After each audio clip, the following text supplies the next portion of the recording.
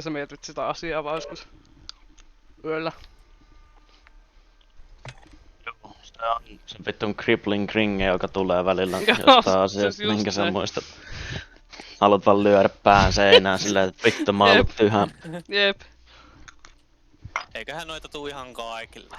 Juu. On hauskaa vittu. Kaikki silleen muistaa kukaan ei pitää niinku ajattelisi, niin vittu sit se vaan jysähtää yhtä Niin ihan joo. out of nowhere.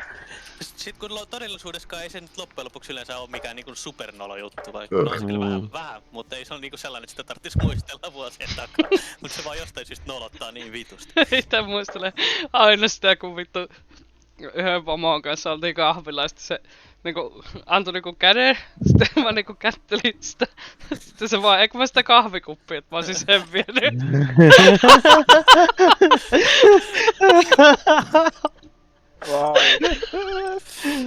Oi vittu. Okei, toi on hyvä. Toi on hyvä. Vittu. Vittu, te itkettä. Toi on vittu hyvä. Huhhuh. Oi saatana. Sä vaan ajattelet, että se niinku muuten vaan niinku kättelee sua silleen niinku out of nowhere. Näköjään. Bratan. Se oli niinku semmonen vaan, että se on luonnollinen lopetus, mutta kun sillä oli korona ja kaikki, niin ai vittu. Anteeksi sen puli. Oh, Sieltä taas tullut se crippling ring. ihan vittu isosti.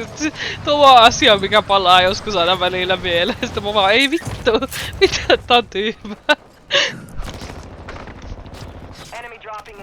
Niin, meillä oli siis joku vittu kehityskeskustelu ja sitten se vaan jotain tietysti, että ai no mitäs me edes tehdään viikonloppuna. No ai no kuulostaapa kivalta. Sen jälkeen tyylistä vittu kättä mä vaan vittu.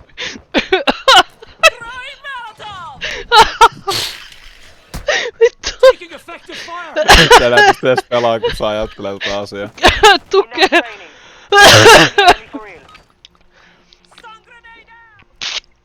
Oi no niin.